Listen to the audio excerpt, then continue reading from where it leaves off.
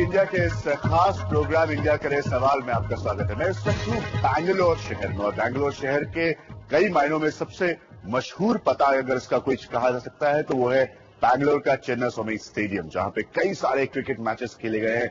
बड़े बड़े सितारों ने यहां पर क्रिकेट खेली है और एक समय ऐसा था जहां पर एक बहुत बड़ा सितारा पैदा हुआ जिसने न सिर्फ हिंदुस्तान में नाम कमाया लेकिन दुनिया भर में अपने क्रिकेट से नाम कमाया। आज इस खास प्रोग्राम में वो सितारा कुछ मिनट बाद मेरे साथ यहां पर ही बैठा होगा, लेकिन उस सबसे पहले नजर डालते हैं कि हम इस खास प्रोग्राम में बैंगलोर तक क्यों आए हैं, किससे मिलने आए हैं, ये क्रिकेट की शख्सियत आखिर है कौन। द्रविड़ ने कुल 107 टेस्टों में 57 के औसत से 9,174 रन बनाए हैं। इनमें 23 शतक और 46 अर्धशतक हैं। द्रविड़ टेस्ट मैचों में सबसे तेज गति से 9,000 रन पूरे करने वाले बल्लेबाज हैं। सिर्फ 176 पारियों में उन्होंने ये कारनामा कर दिखाया है। द्रविड़ ने अपने 1000 रन 35 मैचों में पूरे किए, जबकि सचिन के 1000 रन 36 मैचों में पूरे हुए। द्रविड़ के 2000 रन 70 मैचों में पूरे हो गए, जबकि सचिन के 2000 रन 73 मैचों में पूरे हुए।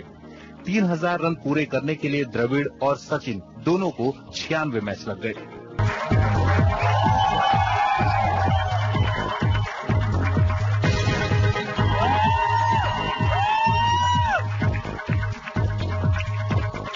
इस प्रोग्राम की शुरुआत करने से पहले मैं आपको जल्दी से एक बात बता दूं कि हम और राहुल अभी उन सीढ़ियों के रास्ते चलकर यहां तक पहुंचे हैं जिन सीढ़ियों पर मैं तो पहली बार चला हूं, लेकिन राहुल आप यहां से कितनी बार मैदान में क्रिकेट खेलने आ चुके होंगे?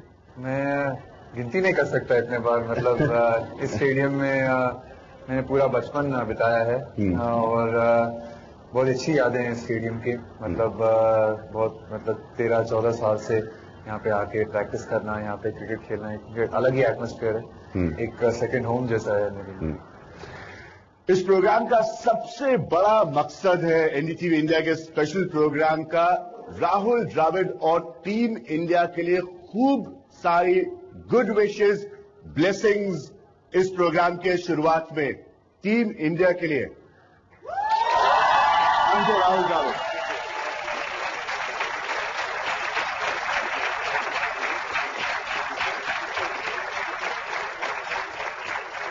आप सब लोगों को सवाल पूछने का मौका देने से पहले मैं जल्दी कुछ थोड़ा टाइम फैक्टर है राहुल के साथ।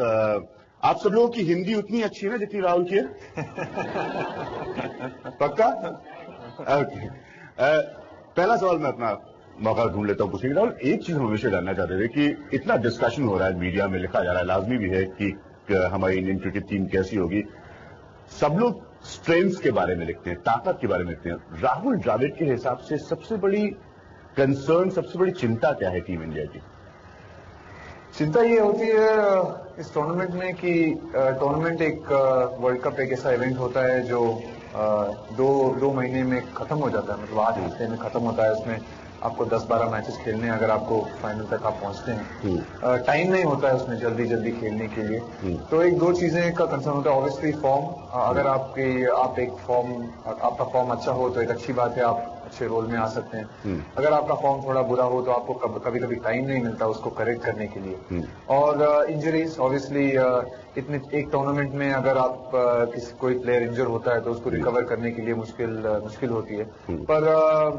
पर मैं मानता हूं कि जिस पोजीशन में हम हैं अभी, हमारे प्लेयर्स काफी अच्छे फॉर्म में हैं और इंजरी के बड़े कंसर्न्स भी नहीं है, तो एक अच्छी बात है। पर ऑब्वियसली इस 2 महीने में थोड़ा लक भी चाहिए आपको, स्पेशली इंजरीज के बारे में, कि अगर आपको कोई इंजरीज नहीं हो मेजर। लेकिन सब लोग ये जानना चाहते हैं कोई ऐसा खास डिपार्टमेंट है, मतलब ये हमेशा से कहा गया कि इंडियन बैटिंग बहुत स्ट्रांग है, कोई ऐसा डिपार्टमेंट है क्रिकेट का जिसमें आपको लगता है कि यहाँ पर हिंदुस्तान की थोड़ी सी कमजोरी हो सकती है?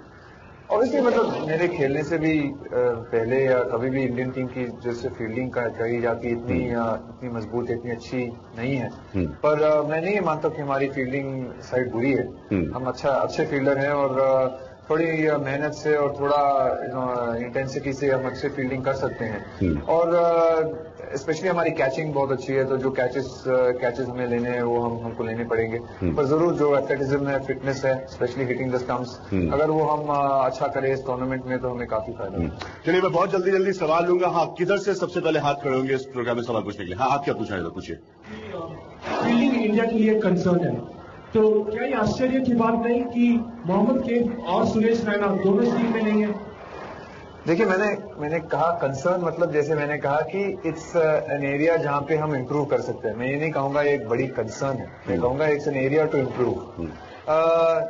ऑब्वियसली कैफ और रैना बहुत ब्रिलियंट फील्डर्स हैं, अच्छे फील्डर्स हैं, पर जब आप टीम की कॉम्बिनेशन सेलेक्ट करते हैं और सेलेक्टर्स टीम की कॉम्बिनेशन सेलेक्ट करते हैं, काफी चीजें मद्देनजर रखनी पड़ती है आपको। बैटिंग भी मद्देनजर रखनी पड़ती है, जो कॉम्बिनेशन है, कहाँ पे आपके प्लेयर्स फिट होते हैं।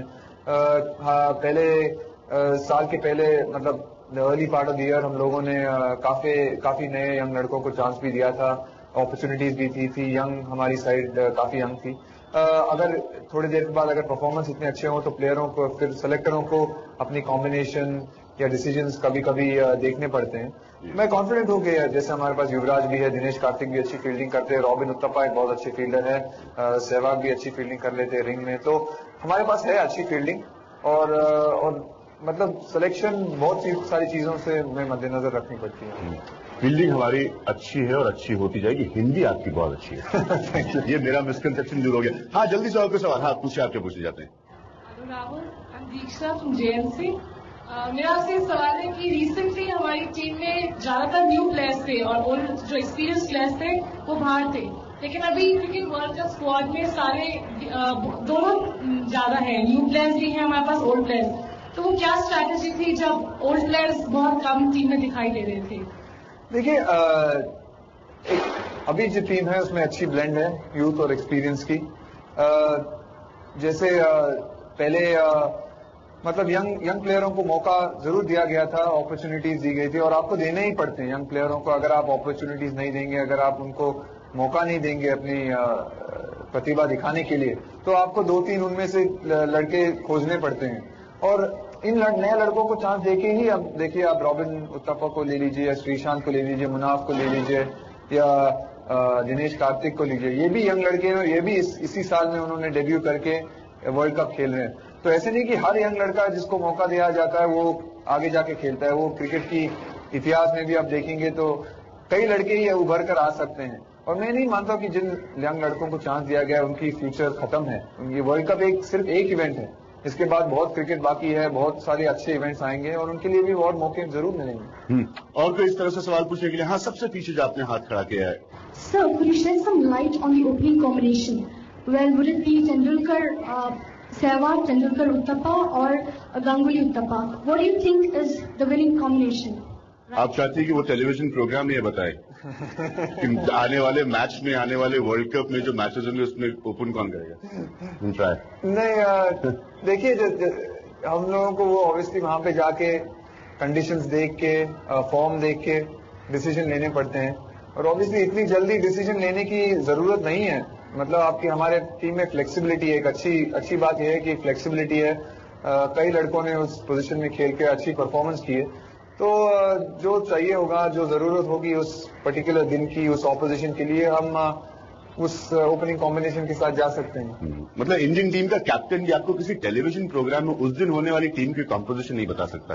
ये बात सही है ना? सही है। किसी टेलीविजन प्रोग्राम में। हाँ, अब इधर से बताए। हाँ, आप कुछ पूछना चाहते हैं, पूछिए। क्या सवाल है?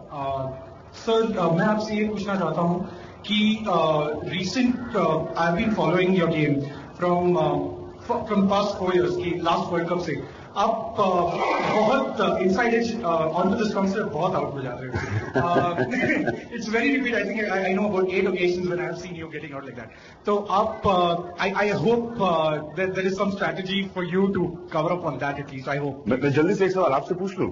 आपने उतनी क्रिकेट खेली जितनी राहुल ने खेली? शायद नहीं खेली है, पर उनकी फॉलो बहुत की। बात तो सही। इनका एक एडवर्टाइजमेंट है जिसमें ये कहते हैं कि सलाह तो सभी लोग देते हैं। मैं जरूर इनसाइड एज आउट हुआ हूँ काफी बार, और उसके ऊपर मैं मेहनत कर रहा हूँ, कोशिश कर रहा हूँ कि ऐसा ना हो। पर कभी कभी इनसाइड एजेस जो बोल्ड होता है आदमी, वो कभी कभी आप शॉट्स खेलना चाहते हैं, बैट छोटी होती है, कभी कभी आउट हो सकता है, कॉट आउट भी होते हैं बहुत लोग। तो जरूर एक जो कभी कभी अवे फ्रॉम द बॉडी खेल लेता हूं मैं, स्पेशली वनडे गेम में। ज्यादातर आपको स्पेशली अगर आप मिडिल ओवर्स में खेल रहे हैं, आपको कभी कभी इनोवेट करना पड़ता है, आपको कभी कभी पॉजिटिव खेलना पड़ता है, तो उसमें आप कभी आउट होते हैं। और कोई सवाल या सजेशन राहुल द्रविड़ के लिए? हाँ पूछे, आप क्या पूछना चाहते हैं ग्रीन शर्ट में? जब हम वर्ल्ड क्रिकेट में देखते हैं तो सबसे ज्यादा फिट खिलाड़ियों में आपका नाम लिया जाता है, तो आपने इतने सारे कंसेक्यूटिव मैचेस खेले, इंडिया को इतनी टेस्ट सर्विस दी, तो what makes it so dependable? आपका फिटनेस का सीक्रेट क्या? फिटनेस मैं दो चीजें कहूंगा इसमें। ऑब्वियसली आपको मतलब फिटनेस एक बहुत मैं लकी था कि यंग एज से मुझे यहाँ पे कर्नाटका में हम फिटनेस पे ऊपर बहुत ध्यान देते थे, और ये इन चीजों को आप अगर जब आप यंग हैं 16, 17 या 20 पे अगर आप इन पे ध्यान देते हो और आप अपनी फिटनेस लेवल बिल्ड करते हो तो आपको वो बहुत सालों तक आपको मदद आता है और काम आता है उसमें। आपको थोड़ी लक की जरूरत भी है, कभी कभी फिटनेस आप कितने भी फिट हो आपको इंजरीज हो सकती हैं। गेम ही ऐसा है, गेंद हार्ड है, जैसे हालांकि हाल ही में साउथ अफ्रीका मैंने मतलब उंगली टूटी थी मेरी, तो ऐसी इंजरीज हो सकती हैं। तो मैं काफी लकी भी हूँ कि इस मतलब 10-12 साल में मेरे को कोई मेजर इंजरीज भी नहीं हुई है। और ऑब्वियसली आपको मेंटेन करना पड़ता है आपकी फिटनेस, आपकी डाइट, फिजियोज और ट्रेनर्स हैं हमारे पास इन दिनों, तो एक काफी प्रोफेशनल भी हो गया है इंडियन क्रिकेट, और जैसे हम हमारी फिटनेस को देखभाल करते हैं, तो एक बहुत अच्छी बात है। और होपफुली आगे जाके जो लड़के हैं वो और भी फिट होंगे और भी अच्छा करेंगे। जब एक चीज मैं जरूर पूछना चाहता हूँ, जब लोग सलाह देते हैं बड़े बड़े क्रिकेटर्स को, ज्ञान देते हैं, तो हिंदुस्तान के हर कोने में डिसाइड हो जाता है यार आज राहुल ने ये शॉट ठीक से नहीं खेला, बड़ा मतलब गलत शॉट, कितना इरिटेट करती है बात? देखिए इरिटेट नहीं करती है, मतलब ऑब्वियसली मैं ये मतलब आपको ये आपके मन में ये जरूर रहता है कि इंडियन के जो फैंस हैं वो काफी इमोशनल हैं, काफी इन्वॉल्व हो जाते हैं, और सलाह देना फिर उनका एक वो सोचते हैं उनका एक हक हो जाता है। तो एक ये गेम नहीं आता है कि मतलब एक फ्रैक्शन ऑफ अ सेकंड होता है किसी बॉल को खेलने के लिए, कोई आदमी टीवी के 50 रिप्लेस देखने के बाद करे ये वाला शॉट आज राहुल द्रविड़ ने ठीक नहीं खेला। कभी कभी गुस्सा आता है, पर आपको अगर गुस्सा होने से ये मतलब ये चेंज तो होने वाला नहीं है। अभी इंडिया में गेम ही ऐसा है एक, और उसकी एक चार्म भी है कि ये इंडिया में गेम की ये चार्म है कि लोग इन्वॉल्व हो जाते हैं, इमोशनल हो जाते हैं, तो आपको उसके प्लस और माइनस पॉइंट जरूर होते हैं, जरूर कभी कभी आपको इरिटेट जरूर होता है कि अगर आपको कोई आपको रिपीटेडली कुछ कह रहा है विदाउट ज्यादा नॉलेज होते हुए या उनको समझते हुए कि क्या गेम। मैंने देखा जरूर ऑब्वियसली इंडियन लोग मतलब एक कॉलेज या स्कूल के बाद ज्यादा स्पोर्ट खेलते नहीं, मतलब इधर अपॉर्चुनिटीज भी है नहीं इतने की, जैसे इंग्लैंड में, ऑस्ट्रेलिया में इवन मिडिल एज लोग या जो कॉमन पीपल है उनकी एक थोड़ा कल्चर है कि क्रिकेट खेलने का, हॉकी खेलने का, फुटबॉल खेलने का, तो वो स्पोर्ट को कि कितनी मुश्किल है स्पोर्ट वो एक्चुअली जानते हैं। क्योंकि अगर आप एक्चुअली क्रिकेट जाके खेले किसी के साथ तो आपको पता चलेगा कि काफी मुश्किल है। हमारी खासियत, हमारा कल्चर है सलाह देने का इन सब मामले में। हाँ उधर से कुछ हाथ उठ रहे, आप पूछिएगा, पूछना चाहते हैं सबसे आखिर में। It may sound a little hypothetical, मगर अगर आपको बैट लगाना हो इस बार वर्ल्ड कप की किसी टीम पर, तो आप कौन सी टीम पर बैट लगाओगे? And why? पहली चीज है मैं बैट नहीं लगाता हूँ, और अगर मेरे को किसी को सपोर्ट करना हो तो मैं इंडिया को ही सपोर्ट करूंगा।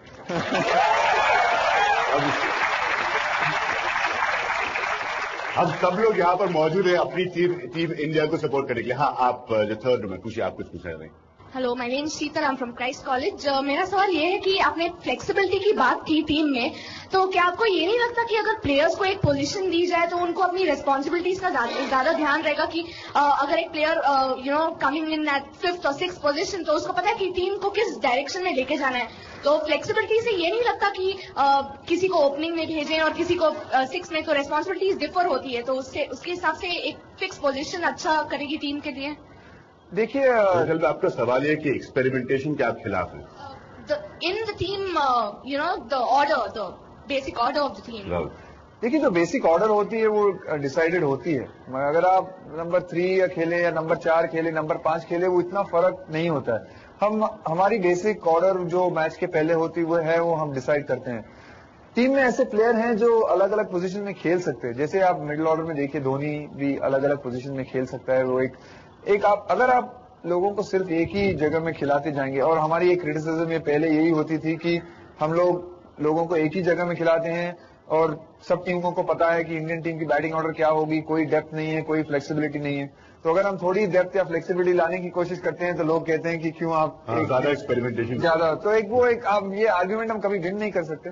पर मेरा ये मानना है अगर आप लोगों को अलग अलग पोजीशन में अपॉर्चुनिटीज देंगे, और मैं ये कहूंगा कि अगर एक बड़ी इवेंट आए या एक टूर्नामेंट आए तो फिर लोगों के सेट पोजीशंस होते हैं, पर उसके पहले अगर आप लोगों को अलग अलग पोजीशन में अपॉर्चुनिटीज दे तो उनकी स्किल लेवल ऊपर आती है।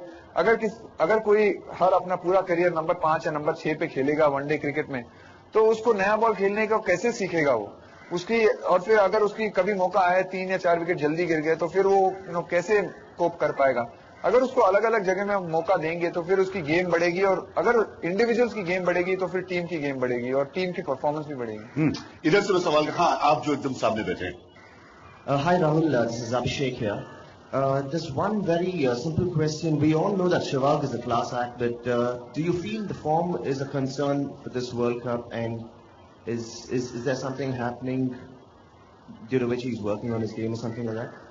सहवाग काफी मेहनत कर रहे हैं, और जैसे आपने ही कहा कि you know Sehwag is a world class player, he is a player whose perform India के लिए, उन्होंने बहुत अच्छी परफॉर्मेंस की है, और मुझे पूरी उम्मीद है कि ऐसे बड़े इवेंट में वो अच्छी परफॉर्मेंस करेंगे। बहुत मेहनत कर रहे हैं, और लास्ट मैच में भी उन्होंने श्रीलंका के अगेंस्ट एक अच्छी पारी खेली थी 47 की, तो ऐसा दिख रहा है कि वो फॉर्म में वापस आ रहे हैं और नेक्स्ट में बहुत अच्छा खेल रहे हैं। तो हमें पूरी कॉन्फिडेंस है कि इस टूर्नामेंट में वीरू अच्छी बैटिंग भी दिखाएंगे और अच्छी बॉलिंग और फील्डिंग भी दिखाएंगे। वीरू की जो एबिलिटी है, वो 10 ओवर डालने की एबिलिटी है उन कंडीशंस, उन विकेटों में, तो उसको भी मद्देनजर रखते हुए भी वो बहुत इंपॉर्टेंट प्लेयर हो सकते हैं हमारे लिए। लेकिन एक सवाल बार बार पूछा जाता है, कोई ऐसा की प्लेयर आपको लगता है जो हिंदुस्तान के तकदीर में इस वर्ल्ड कप में सबसे बड़ा फर्क डाल सकता है, डिफरेंस क्रिएट कर सकता है? देखिए, एक प्लेयर से ये वर्ल्ड कप नहीं जीता जाएगा, मतलब ये वो प्लेयर एक परफॉर्मेंस या 2-3 परफॉर्मेंस से नहीं जीता जाएगा। आपकी जो 1-2 महीने 10 या 11 मैचेस में आप ये एक प्लेयर के भरोसे में आप टीम नहीं चला सकते। आपकी पूरी स्क्वाड को अच्छा फिट रहना पड़ेगा, आपकी पूरी स्क्वाड को अच्छा परफॉर्मेंस करना पड़ेगा। मैं नहीं ये कहूंगा कि हर वर्ल्ड कप में सारे 11 प्लेयर या सारा 15 प्लेयर अच्छी परफॉर्मेंस करें, वो कभी होता नहीं है किसी टीम में। बिल्कुल सही बात है। पर एटलीस्ट आपकी मेजोरिटी जो प्लेयर्स हैं, अगर वो अच्छा परफॉर्मेंस करेंगे, जो की प्लेयर्स है आपके से अच्छा 6 या 7 या 8 प्लेयर अगर वर्ल्ड कप से आने के बाद बोले कि हमारे वर्ल्ड कप बहुत अच्छी गई, तो फिर टीम की भी वर्ल्ड कप अच्छी गई अपने आप। चलिए, हाँ बस मैं ब्रेक में आज वाला एक सवाल और पूछूंगा। हाँ, जो आप आखिरी में है, पूछिए क्या पूछना चाहते हैं। मरून शर्ट में। Hello Rahul, why is Harbhajan Singh preferred over Anil Kumble in one day? देखिए, ऑब्वियसली वो टैक्टिकल डिसीजंस होती हैं उस कंडीशंस में, और हरभजन सिंह की परफॉर्मेंस लास्ट 1-2 साल में बहुत अच्छी रही है। ये नहीं कहें कि मैं इन दोनों को फर्स्ट या सेकंड स्पिनर में नहीं मानूंगा, मैं दोनों को मानूंगा कि दोनों मैच विनर है, दोनों अच्छे परफॉर्मर्स हैं। पर अगर हमको कभी कभी एक स्पिनर के साथ जाना पड़ता है तो हमें एक डिसीजन लेना पड़ता है, काफी मुश्किल डिसीजन लेना पड़ता है। और हम अच्छी बात यह है कि दोनों अच्छे स्पिनर हैं हमारे पास, और हरभजन सिंह ने भी बहुत ही अच्छी परफॉर्मेंस की है वनडे क्रिकेट में लास्ट 2 सालों में। वक्त हमारे लिए, हम आएंगे कुछ और सवाल के वक्त हमारे लिए एक ब्रेक का खास प्रोग्राम है। हम अगले सेगमेंट में आएंगे। जाने से पहले बता दो कि ये बराबर बढ़िया हिंदी में जवाब दे रहे हैं, लेकिन आप लोग सवाल अंग्रेजी में ही पूछ रहे हैं। बहुत बड़ी प्रॉब्लम है इस प्रोग्राम में। लेकिन हम जब उस ब्रेक के बाद बाहर आएंगे तो हम चर्चा करेंगे सिर्फ राहुल द्रविड़ की सेगमेंट में। सवाल तैयार रखिएगा सिर्फ राहुल द्रविड़ के बारे में, पूरी टीम इंडिया के बारे में। एक छोटे से ब्रेक के बाद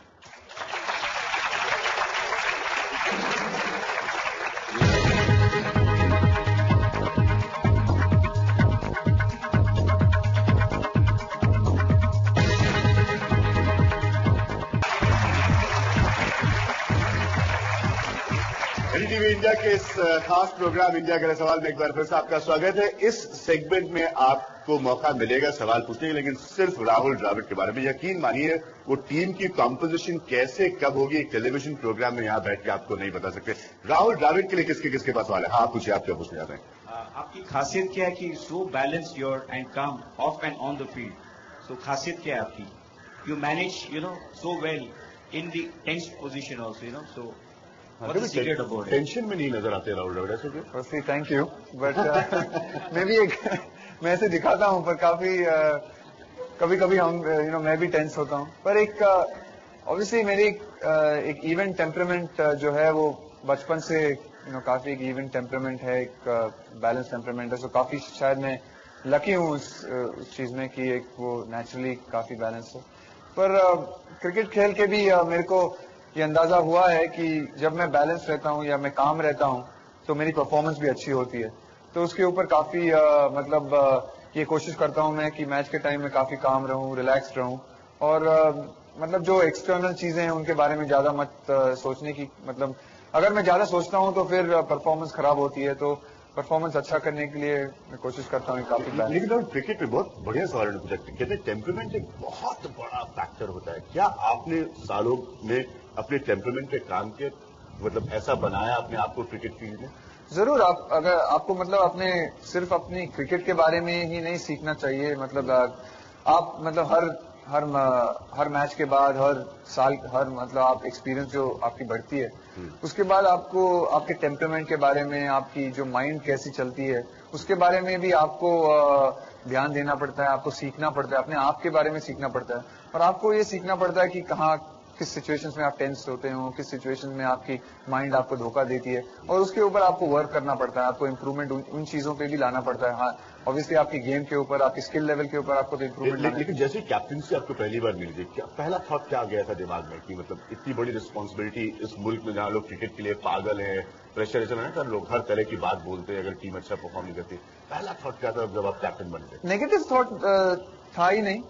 थॉट से था कि एक पॉजिटिव थॉट था कि जरूर एक अच्छी अपॉर्चुनिटी है, एक अच्छा मौका है, एक अच्छी ऑनर है, मतलब इट्स अ ग्रेट ऑनर। मतलब आपको अगर आपकी कंट्री के लिए आपको कप्तान बनाया जाता है तो आपको एक लिए एक बहुत गर्व की बात होती है और आप ये चाहते हैं कि आप पूरी से पूरी कोशिश करें। आप हर वक्त आप रिजल्ट आपके कंट्रोल में कभी कभी रिजल्ट्स होते नहीं है और एक टीम गेम है। आप जब आप जीतते हैं तो टीम जीतती है और हारते हैं तो टीम जीतती है। तो आपको पता है कि एक ये टीम गेम है, पर आपको ऑब्वियसली आप एक अहम किरदार है उसमें और आपको एक अच्छी अपॉर्चुनिटी दी जाती है और आपको इसको पॉजिटिवली लेना पड़ता है। मैंने उसको पॉजिटिवली लिए और एक गर्व की बात थी मेरे लिए। और सवाल राहुल जावेद के, हाँ आप बहुत देर से हाथ उठा रही पीछे, सबसे पीछे। हाँ, सवाल राहुल पर होना चाहिए, टीम इंडिया के कॉम्पोजिशन पर नहीं। Hello Rahul, I am Sunita. मेरा सवाल ये है कि जब टेम्परमेंट की बात चल रही है तो आपको किस चीज से गुस्सा आता है? कभी गुस्सा आता है आपको? और आप किस चीज से डरते हो? आप किसी चीज से डरते हैं आप? गुस्सा आता है जब जल्दी आउट हो जाते हैं या खराब शॉट खेलते हैं तो जरूर अंदर आके बहुत गुस्सा आता है अपने आप पर। कभी कभी लोग अगर कोशिश नहीं करते हैं, अच्छी मेहनत नहीं करते हैं तो फिर उसके ऊपर कभी गुस्सा आता है और उन्हें गुस्सा नहीं आता। उन्हें एक दूसरा हिस्सा पूछा कि किस चीज से डर लगता है आपको? डर लगता है। किसी चीज से डर लगता है राहुल द्रविड़ को? डर तो डर नहीं लगता है किसी चीज से। डर नहीं लगता किसी चीज से। हाँ, इधर से सवाल पूछने का मौका नहीं मिला। हाँ, आप पूछिए, क्या पूछे जाते हैं? Hi Dravid, this is Sneha from Mount Carmel college.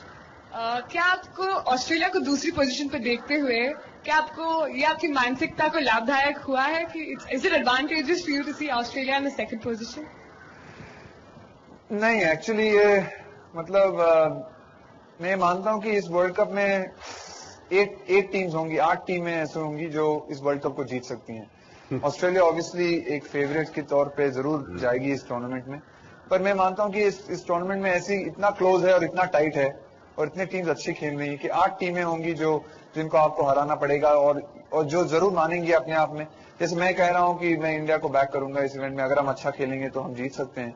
जैसे पर्सनल नोट पर देखिए, ऑस्ट्रेलिया नंबर 2 पे रहे या 1 पे रहे, मेरे को मतलब उससे कोई नंबर 1 पे उसमें कोई फर्क नहीं पड़ता। अगर इंडिया नंबर 1 पे नंबर 2 पे जाए या 2 से 1 पे जाए तो बहुत खुशी जरूर होगी। जी हाँ, आप कुछ पूछना चाहते हैं? आपने तो सवाल पूछा, आपके बगल में जो बैठे हैं।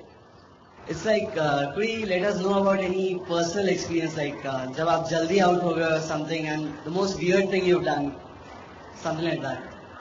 गुस्से में, जल्दी आउट होने के गुस्से में कुछ ऐसा क्या होगा? बैट्स कभी कभी फेंका है 2-3 बारी। किसी को लगा तो नहीं? वॉच आउट होना पड़ता है सबको। जब कोई आउट होता है जल्दी टीम में तो सब दूसरे लड़के बाहर चले जाते हैं। किसी को सब बाहर आ जाते हैं कि कोई भी बैट कभी भी फेंक सकता है। पर ऑब्वियसली गुस्सा जरूर आता है। बैट कभी कभी फेंका है, ग्लव्स या एक 10 मिनट के लिए उससे ज्यादा कुछ नहीं, कूल टेम्परामेंट राहुल द्रविड़। हाँ, आप जो लास्ट में बैठे, पूछिए क्या पूछा है जल्दी से।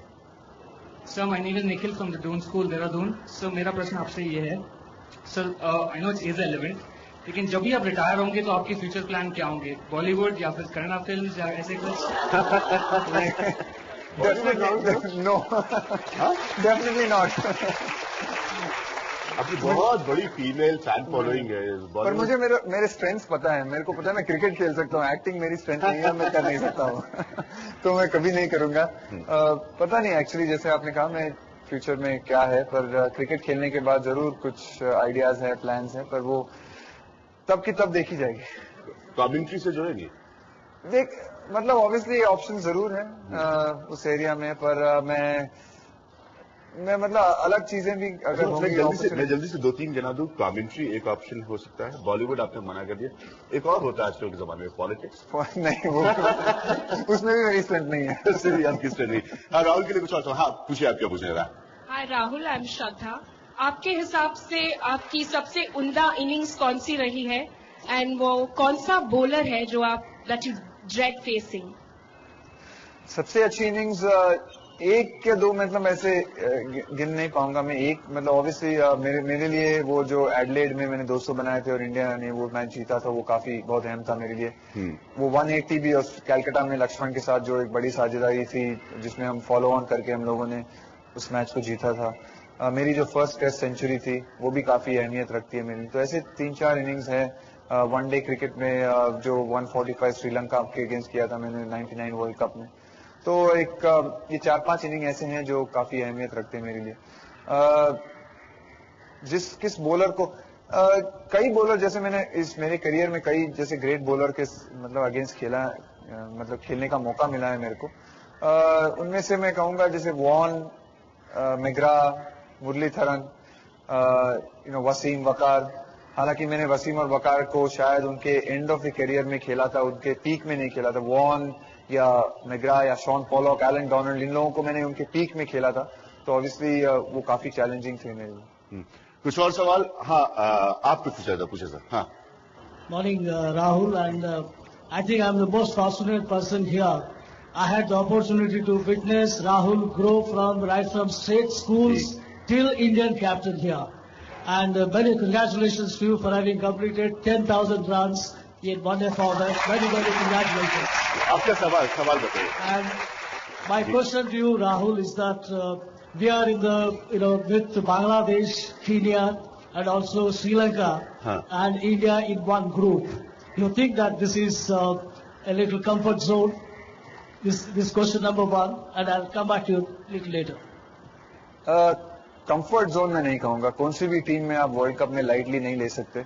वर्ल्ड कप बाकी टीमें भी हैं, मतलब खाली ये टीमें नहीं जिनका हमारी जो पहले ग्रुप स्टेज में वो टीम है, इन 4 टीम है, तो मतलब आप किसी भी टीम को लाइटली नहीं ले सकते। On the day one day cricket में बांग्लादेश ने भी दिखाया, उन्होंने हमको हराया है, ऑस्ट्रेलिया को हराया है, तो हम उनको लाइटली नहीं ले सकते। और श्रीलंका बहुत अच्छी टीम है और बर्म्यूडा एक अननोन क्वालिटी होगी।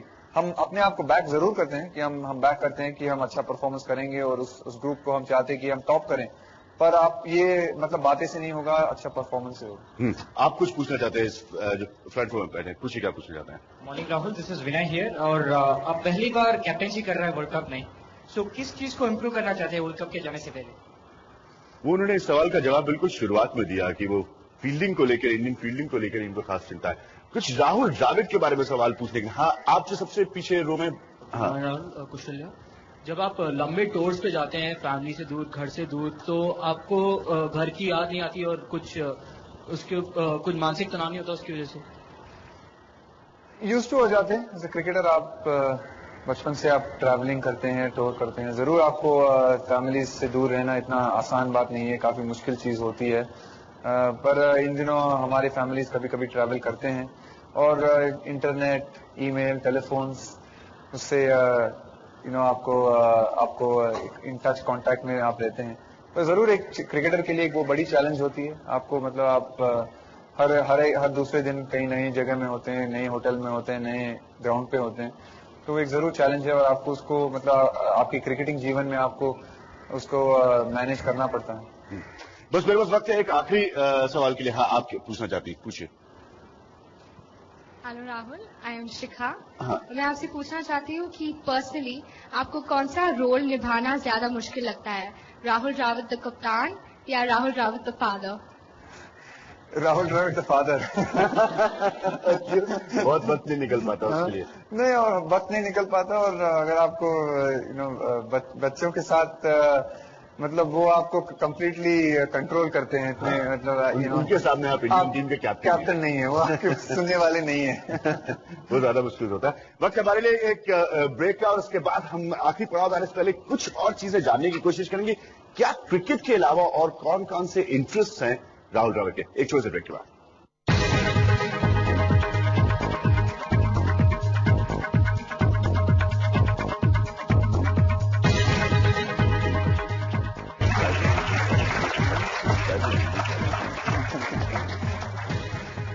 और इस खास प्रोग्राम में एक बार फिर से आपका स्वागत है। हम कोशिश बहुत सारी चीजों की जानने की करते हैं इस प्रोग्राम में। जिस शख्सियत से मिलते हैं उसके बारे में राहुल द्रविड़ पूरा हिंदुस्तान ये जानना चाहता होगा कि क्रिकेट के अलावा क्या क्या चीज आपको इंटरेस्ट करती है। क्रिकेट के अलावा टाइम नहीं मिलता बहुत चीजों के लिए, लेकिन जो भी थोड़ा बहुत टाइम कभी कभी मिलता है। मतलब रीडिंग काफी पसंद करता हूँ, काफी किताबें पढ़ता हूँ कॉन्स्टेंटली। मैं रीडिंग मेरे लिए एक ऑलमोस्ट एक डिस्ट्रैक्शन जैसा बन जाता है। ऑब्वियसली क्रिकेट के बाहर मैं चाहते हैं हम लोग कि क्रिकेट फील्ड के से बाहर जाते हैं तो ज्यादा क्रिकेट के बारे में सोच न की जाए। तो बुक्स में अगर आप बुक्स पढ़ते हैं तो आपको टाइम नहीं मिलता सोचने के लिए क्रिकेट के बारे में या क्या क्या हो रहा है। एक प्रेशर रिलीज जैसा होता है बुक्स पढ़ना, म्यूजिक सुनना। ऑब्वियसली फैमिली के साथ म्यूजिक बहुत सारे क्रिकेटर्स को बहुत पसंद है म्यूजिक सुनना। आपको पसंद है म्यूजिक? मेरे को पसंद है, पर दूसरे लड़के काफी ज्यादा सुनते हैं मेरे से। पर किस तरह के रिलीज राहुल द्रविड़ को सभी लोग जाना चाहिए? किस तरह की म्यूजिक? हिंदी म्यूजिक है जो हालांकि जो हिंदी म्यूजिक है, इंग्लिश के जो पॉपुलर सॉन्ग्स होते हैं, मतलब ऐसे एक स्पेसिफिक काइंड ऑफ म्यूजिक नहीं, पर एक स्ट्रेस रिलीज होता है म्यूजिक। अगर आप हेडफोन्स ऑन लगा करते हैं तो आप एक अलग दुनिया में जाते हैं, तो आपका माइंड कभी कभी प्रेशर्स या टेंशन से दूर चला जाता है। बस आखिरी 2 सवाल है मेरे पास राहुल द्रविड़ के इस प्रोग्राम में। एक मौका आपको दूंगा ना, एक सवाल इस साइड से, एक सवाल। आप पूछिए, क्या पूछना चाहते हैं? अगर राहुल द्रविड़ क्रिकेटर नहीं तो और क्या होते हैं? मुश्किल सवाल है, पता नहीं। 15 साल से मैं क्रिकेट खेल रहा हूँ, तो लकीली मेरे को जो मेरी हॉबी थी या पैशन थी वो मैं करियर को उसमें एक मतलब करियर बना सका। तो पर पता नहीं, मैं ऑब्वियसली मैंने कॉमर्स की डिग्री की थी, मैनेजमेंट में भी 1 साल MBA का एक साल किया था मैंने। 1 साल किया था आपने? 1 साल फिर इंडिया के लिए सेलेक्ट हो गया। CEO राहुल द्रविड़? नहीं पता नहीं, पर शायद मैनेजमेंट में जाता था या मतलब उस लाइन में शायद, पर लकीली मेरे को वो नहीं करना पड़ा और क्रिकेट खेलते रहा। हाँ, बस एक आखिरी सवाल का मेरे पास वक्त है। हाँ, पूछिए, आप क्या पूछना चाहते हैं? Rahul, this is Rajshekar. Isn't it more of a mind game when it comes to the captain of India? And is it on the field or off the field? How do you feel? Isn't it a mind game more than a game on the field? क्या constantly दिमाग में cricket चलता रहता है आपके जब आप कप्तान होते हैं? क्रिकेट कॉन्स्टेंटली जरूर चलता रहता है, और आपको इसलिए इन चीजों जैसे बुक्स है या म्यूजिक है आपको डी स्ट्रेस या मतलब आपको स्विच ऑफ करने के लिए बहुत अहमियत रखती है, और आपको उसमें भी काफी ध्यान देना पड़ता है। बहुत बहुत शुक्रिया राहुल द्रविड़ का हमारे साथ इस प्रोग्राम में रहने के लिए। मेरे पास सिर्फ इतना ही वक्त था, लेकिन जाने से पहले राहुल द्रविड़ इंडियन टीम के कैप्टन, इनके लिए क्या मैसेज है और हमारी टीम इंडिया के लिए? थैंक यू राहुल द्रविड़, बहुत बहुत शुक्रिया इस प्रोग्राम के लिए, और हमारी तरफ से बहुत सारी बहुत बड़ा करें। बस यकीन मिलता है, बोलता आपकी हिंदी बहुत अच्छी है। तो ये हमारे इस खास प्रोग्राम NDTV इंडिया पे इंडिया के कैप्टन राहुल द्रविड़, और हम इसे विदा लेते हैं खूब सारी शुभकामनाएं और मुबारकबाद के साथ टीम इंडिया।